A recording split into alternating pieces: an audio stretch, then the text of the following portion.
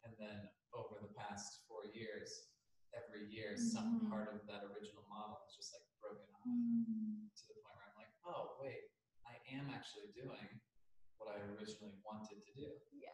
Which is mind-blowing. Yeah. But it just gives everybody else permission to go on those journeys and just try different things too, because part of you is still always looking out for who you really are. And I've experienced that. Yeah. Wow. So beautiful. Thank you.